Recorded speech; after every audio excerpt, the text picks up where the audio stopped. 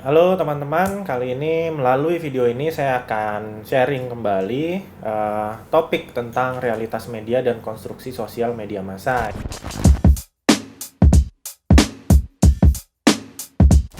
Ini salah satu pembahasan nantinya di mata kuliah Sosiologi Komunikasi. Nah, yang akan dibahas nanti akan lebih banyak bagaimana sebetulnya media massa ya, media massa yang bisa sebetulnya berpengaruh kepada masyarakat. Justru mereka mengkonstruksi realitas kehidupan sosial ya. Realitas itu kenyataan-kenyataan yang kita hadapi sehari-hari di dalam dunia nyata. Itu apa yang ditampilkan media, ini persoalan ya teman-teman ya. Seringkali ya tidak sesuai dengan realitas aslinya itu. Sebenarnya intinya mau kita bahas itu, tapi kita coba meninjau atau membahas ini dari sisi teori ya. Nah, sebelumnya saya akan jelaskan dulu capaian pembelajarannya. Teman-teman mahasiswa nanti diharapkan akan mampu memahami proses konstruksi sosial realitas dan bagaimana konstruksi sosial yang dilakukan media massa.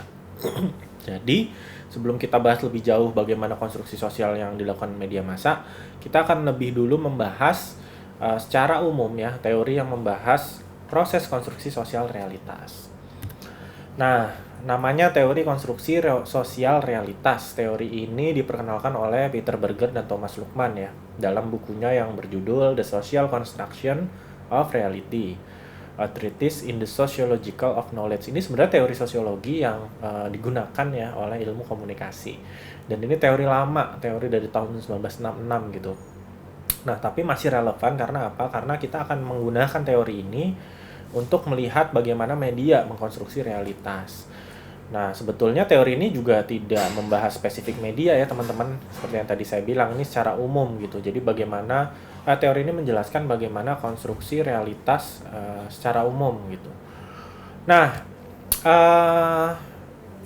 menurut teori ini, institusi masyarakat itu, ya kita ya di masyarakat, kita hidup gitu sehari-hari, itu tercipta dan dipertahankan atau bahkan diubah melalui tindakan dan interaksi manusia. Jadi terjadi dialektika antara individu menciptakan masyarakat dan masyarakat menciptakan individu. Jadi kita hidup di masyarakat sebagai individu yang menciptakan kemudian kehidupan-kehidupan yang terjadi di masyarakat, dan sebaliknya kita banyak belajar dari kehidupan yang di luar yang kita jalani seperti itu. Jadi kalau misalnya kita melihat proses pembelajaran manusia, kan awalnya kita banyak belajar dari lingkungan keluarga dulu gitu. Setelah itu baru kita terjun gitu ke masyarakat, entah itu sekolah ya, bermain atau apapun, jalan-jalan ke mall atau liburan gitu, yang kita akan berinteraksi dengan masyarakat. Nah, ketika kita berada di masyarakat itulah kita sebetulnya banyak belajar tanpa kita sadari gitu. Gimana sih pola hidup masyarakat di pasar, pasti berbeda dengan di mall ya. Di mall bagaimana masyarakat gitu, pola hidupnya. Nah, itu sebenarnya yang kita pelajari. Jadi ada dialektika itu ya, saling melengkapi antara individu membentuk masyarakat dan juga masyarakat memberikan pemahaman kepada kita individu untuk bertindak ya. Misalnya kalau teman-teman pertama kalinya naik KRL, kan pasti ngelihat dulu ya, belajar dulu, oh ternyata di KRL harus pakai kartu, terus ngisi apa uang elektroniknya seperti apa, kemudian setelah itu harus bagaimana, oh gerbong yang di depan khusus untuk perempuan kayak gitu ya. Jadi kita banyak belajar tuh ya dari kehidupan itu. Hanya satu bagian misalnya naik KRL, belum lagi bagian-bagian lain, misalnya tadi ke pasar, misalnya yang baru pertama kali ke pasar, gimana sih suasana pasar, kita banyak belajar. Oh di pasar orang bisa tawar menawar misalnya, atau oh ada yang jual kantong kresek misalnya kayak gitu. Dan itu nanti akan berbeda lagi jika realitasnya di mall. Jadi realitas itu sebetulnya dibentuk oleh masyarakat juga. Nah, teori ini bilang ada tiga proses nanti membentuk ini, konstruksi realitas ini, yaitu proses eksternalisasi, objektivasi, dan internalisasi. Nah, itu yang akan kita bahas dulu ya. Jadi kita belum bahas media massa dulu nih. Kita bahas secara umum dulu bagaimana teori konstruksi realitas ini. Hubungan antara individu dan masyarakat dan bagaimana keduanya menciptakan realitas. Mudah-mudahan nggak bingung teman-teman ya. Jadi seperti yang tadi saya bilang, menurut teori ini ada tiga, eksternalisasi, objektivasi, dan internalisasi. Pertama kita bahas eksternalisasi dulu. Eksternalisasi adalah penyesuaian diri dengan dunia sosio-kultural sebagai produk manusia. Nah, seperti namanya, biar lebih mudah ya mengingatnya, eksternal, keluar ya. Jadi proses eksternalisasi ini adalah proses individu ketika dia berusaha menyesuaikan diri. Jadi dari dirinya Dia berusaha mengadopsi atau mengikuti realitas yang ada gitu. Jadi dia terbuka dulu gitu, membuka diri. Oh, seperti yang tadi saya bilang, saya baru pertama naik KRL nih, gimana sih? Nah, saya membuka diri dulu, melakukan eksternalisasi. Setelah itu, proses objektivasi. Objektivasi ini adalah interaksi sosial yang terjadi dalam dunia intersubjektif antar manusia yang dilembagakan atau mengalami proses institusionalisasi. Maksudnya dilembagakan, udah kemudian menjadi sebuah aturan-aturan, baik itu baku atau tidak baku. Contoh, naik KRL tadi, oh kita perlu punya kartu dulu gitu. Kalau zaman dulu kan enggak ya, beli karcis. Zaman saya masih SD sih, udah jauh ya. Kita perlu beli kartu dulu. Kalau nggak punya kartu, kita nggak bisa naik KRL misalnya.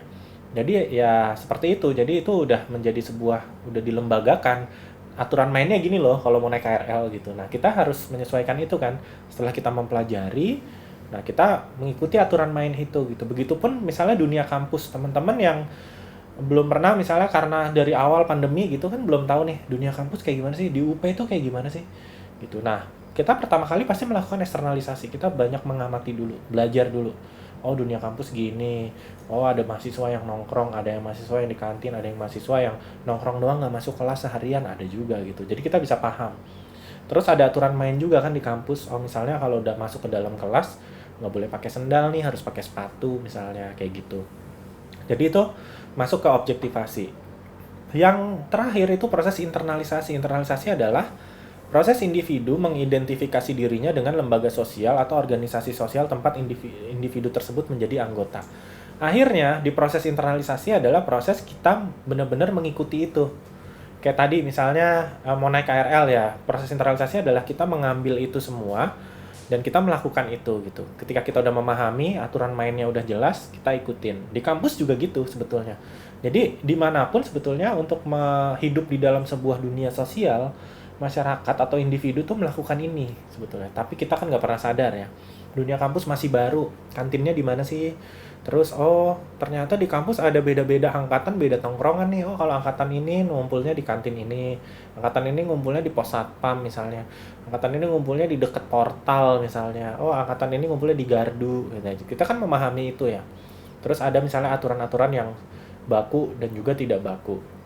Ketika kita udah menerimanya dan mengikuti, itu proses internalisasi. Jadi sebetulnya intinya dari teori ini menjelaskan bahwa individu memahami sebuah realitas sosial itu nggak terjadi secara instan, tapi sebenarnya ada proses ya. Dia memahami dulu sehingga dia juga mau mengikuti apa yang menjadi pola di dalam realitas itu gitu. Intinya sih gitu ya. Cuman di teori ini menjelaskan 3 proses ini. Jadi individu tuh aktif membentuk masyarakat. Jadi dia ngikutin masyarakat gimana gitu. Jadi realitas sosial terbentuk dari 3 proses ini. Intinya gitu. Ya, sekarang kita bahas konstruksi sosial dikaitkan dengan media massa. Kenapa media massa? Karena seperti kita ketahui tadi ya, jadi media massa itu seringkali mengkonstruksi realitas itu yang tidak sesuai dengan realitas yang sebenarnya gitu. Jadi ketika kita udah belajar teori, jadi teori ini kita bisa gunakan nih untuk menjelaskan media massa. Karena apa? Yaitu gitu. Kita memahami nih sebagai individu memahami realitas-realitas sosial yang ada di masyarakat. Tapi ketika kita misalnya nonton TV gitu ya atau konten-konten dari media massa lainnya, seringkali loh kok ini berbeda ya dari yang realitas sosial yang sesungguhnya yang kita jalani gitu ya. Ya contoh gampangnya dari tayangan-tayangan aja, misalnya teman-teman suka nonton sinetron, suka nonton FTV seperti itu ya. Jadi misalnya kayak sinetron azab gitu ya, orang diazab sedemikian rupa sehingga kita kayak wow, emang itu sebetulnya ada ya di dunia sebetulnya gitu, padahal kan nggak ada gitu ya. Atau sinetron FTV yang yang jatuh cinta antara orang kaya dan orang miskin seperti itu ya. Di dunia nyata ya mungkin ada, tapi apakah itu merepresentasikan dunia nyata yang sesungguhnya? Kan enggak gitu. Sehingga penting nih kita untuk mempelajari konstruksi sosial di media massa. Karena apa? Ketika kita sudah tahu ya kita bisa bisa memahami gitu ya, kenapa sih media massa melalui tayangannya menciptakan misalnya konstruksi atau realitas sosial yang seperti itu gitu. Apa sih di belakang itu, latar belakangnya. Dan kita cuma tidak hanya membahas media massa itu seperti konten tayangan sinetron, tidak juga, termasuk iklan-iklan gitu. Iklan-iklan yang ditampilkan itu kan sebenarnya seringkali tidak sesuai dengan realitas ya. gitu. Tapi kan orang sering bilang ya namanya juga iklan ya, tapi kan kalau orang yang nggak ngerti bahaya gitu ya. Gitu. Jadi di iklan kan segala sesuatunya ditampilkan tidak sesuai dengan apa yang terjadi. Pernah ada cerita nih soal iklan ya. Ada anak kecil gitu diajak sama ibunya ke belanja ya, ke supermarket. Tiba-tiba dia nangis minta pembalut ya. Minta pembalut nih. Ibunya bingung, dia nangis-nangis loh. Ibu saya mau beli itu gitu. Ibunya bilang loh nggak bisa. Itu bukan buat kamu, buat orang dewasa. Enggak, saya mau beli itu, dia nangis-nangis. Terus ditanya sama ibunya, kenapa kamu mau beli itu? Saya pengen bisa naik kuda, saya pengen bisa berenang. Nah, karena iklan pembalut isinya orang berenang ya, sama naik kuda gitu. Jadi kan bahaya ya kalau anak-anak mikir itu, wow, kalau saya pakai itu apa dengan merek tertentu gitu ya yang dia lihat, jangan-jangan dia bisa berenang dan naik kuda gitu. Jadi ya itu salah satu contoh ya bagaimana sebetulnya itu banyak hal ya di media massa. Itu yang akan kita bahas. Bagaimana media massa ini mengkonstruksi realitas. Mengkonstruksi itu membangun ya. Membangun pemikiran kita tentang realitas, menggambarkan kondisi realitas sosial gitu. Dan seringkali ya itu sayangnya tidak sesuai dengan yang sungguhnya. Nanti ada proses juga untuk menjelaskan bagaimana konstruksi realitas sosial ini digunakan untuk membahas konten-konten media massa. Tetap menggunakan 3 tadi ya, sesuai teori ada proses eksternalisasi yang tadi objektivasi dan internalisasi. Nah, kemudian media massa melakukan 3 proses itu tapi dia secara objektif, subjektif dan intersubjektif kemudian dikonstruksi dan disebarkan ke masyarakat. Nah, penyebarannya itu bisa cepat, luas, dan merata. Sehingga apa? Sehingga bisa membentuk opini massa. Jadi masyarakat berpikir itu yang sebetul-betulnya gitu. Karena akhirnya massa cenderung terkonstruksi, pikirannya dibentuk gitu ya. Dan massa itu kan cenderung bisa mengikuti aja gitu ya.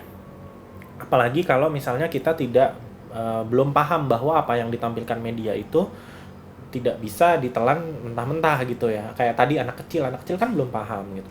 Dan masih banyak lagi orang mungkin berpikir mengandai-andai, oh saya nanti nggak apa-apa deh, mungkin cerita hidup saya bisa kayak seperti di sinetron gitu ya, endingnya bagus, indah gitu. Padahal ya itu kan cuma sinetron kayak gitu. Walaupun sering kita bilang, tapi kan itu cuma sinetron ini. Cuman kan ada orang yang nggak ngerti ya, dan menganggap itu semua benar. Nah, si media ini nanti ada bagian ya, teman-teman bisa lihat prosesnya. Sebenarnya sih sama aja proses mengkonstruksi realitasnya, cuman ini sekarang yang melakukan media massa. Kalau tadi berdasarkan teori kan individu-individu, kita nih individu masyarakat yang berada di dalam masyarakat, kita melakukan 3 proses ya, eksternalisasi, objektivasi, dan internalisasi. Nah, kalau kita membahas konstruksi sosial media massa, yang melakukan itu media massa. Nah, kenapa media massa berbahaya? Karena tadi ya, karena dia bisa mengkonstruksi itu dengan dan menyebarkannya dengan cepat, luas, dan merata gitu, sehingga apa opini publik berkembang gitu. Makanya ketika media misalnya juga menggambarkan realitas dalam konteks politik, ini juga bahaya kalau kita nggak mikir, oh ada politisi masuk ke media terus, bikin iklan apa, dia pikir itu benar gitu ya. Dia pikir itu benar seorang tokoh politik ngambil padi gitu jadi petani gitu kan. Nah, padahal kan ya nggak pernah gitu, buat iklan aja gitu. Jadi itu kan berbahaya. Itu kenapa kita penting mempelajari konstruksi sosial realitas di media massa.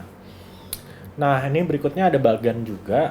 Di buku juga ada nanti di buku sosiologi komunikasi ya, teman-teman bisa lihat. Jadi ada tahapan-tahapan nih bagaimana media mengkonstruksi realitas sosial. Yang pertama, mereka menyiapkan materinya dulu gitu. Jadi karena ini komunikasi massa itu sifatnya pesannya itu harus direncanakan ya. Nah, dia menyiapkan nih materi apa yang mau dikonstruksi. Nah, biasanya ada beberapa pertimbangan. Yang pertama, keberpihakan pada kapitalisme. Dia pasti pengen nyari untung ya. Ujung-ujungnya ya dapatkan keuntungan yang sebesar-besarnya. Logika kapitalisme kan gitu ya. Jadi gimana dia akhirnya bikin iklannya kayak gitu, bikin program tayangannya kayak gitu ya. Karena apa? Karena ada kepentingan kapitalisme di situ. Yang kedua, ada keberpihakan semu kepada masyarakat. Seolah-olah mewakili masyarakat, memberikan edukasi ke masyarakat, padahal yang ditampilkan sebetulnya enggak gitu. Jadi apapun kalau kita sederhananya di dalam tanda kutip dibikin lebay ya gitu. Makanya ada istilah gimmick ya kalau kita bicara media massa. Karena ya biar laku, biar seru kayak gitu. Semuanya itu settingan ya. Istilahnya gitulah ya. Jadi tapi ada juga pertimbangan keberpihakan pada kepentingan umum. Nah, ini sayangnya pertimbangan ini yang masih sedikit gitu.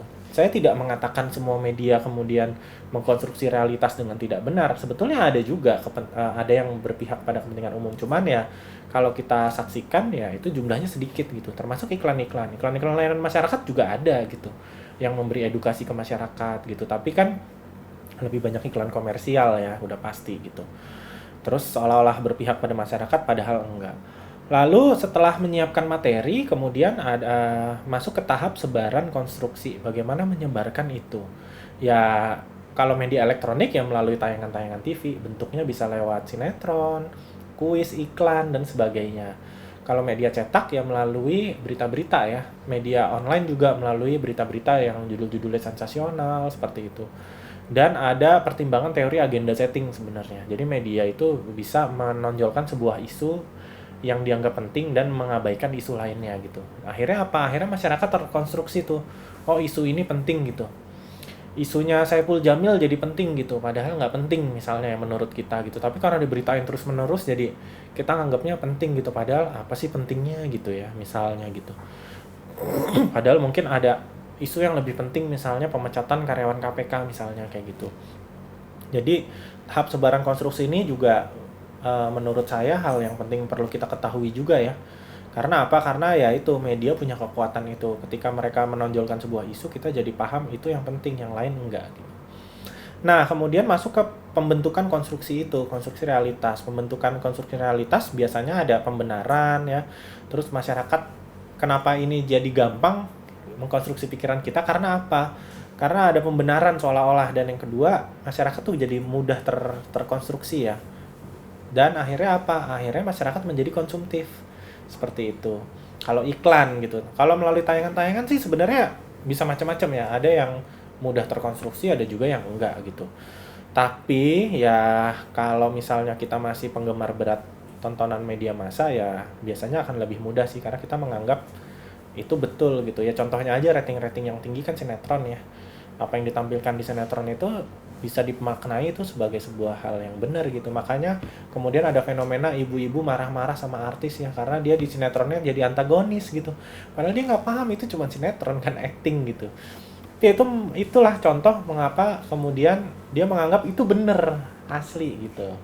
Realitas yang sesungguhnya gitu. Jadi ketika ketemu si artis dimarah-marahin si artisnya gitu ya. Nah, pembentukan konstruksi citra ini juga kalau dalam berita ya, ini tadi kita ngomong tayangan sinetron dan sebagainya. Kalau dalam berita itu berkaitan dengan good news sama bad news. Jadi kalau kita nonton berita juga sebetulnya itu tadi media punya kekuatan mana yang mau ditonjolkan, mana yang enggak gitu. Ujung-ujungnya yang mau dicitrakan siapa, yang enggak siapa gitu. Misalnya contoh tayangan The Police atau Net 86 ya. Polisi ditampilkan seperti itu gitu. Kadang kita mikir, oh di realitas sesungguhnya kok tidak seperti itu ya, ya tidak sebijaksana itu gitu ya. Ada irjen polisi kemarin mukulin orang di dalam lapas ya, nah, menyedihkan juga. Tapi ya udah gitu. Tapi ya ya mungkin ada juga ya baik-baiknya, cuma karena kepentingan mengkonstruksi realitas yang baik tadi untuk pencitraan ya akhirnya yang ditampilkan seperti itu. Yang terakhir tahap konfirmasi. Jadi untuk mendukung bahwa itu benar, biasanya media melakukan konfirmasi hal-hal yang mendukung itu benar, yaitu kehidupan modern ya, popularitas dan juga menjadi sumber pengetahuan. Jadi media kan selalu digaungkan fungsi komunikasi massa edukatif ya, seperti itu.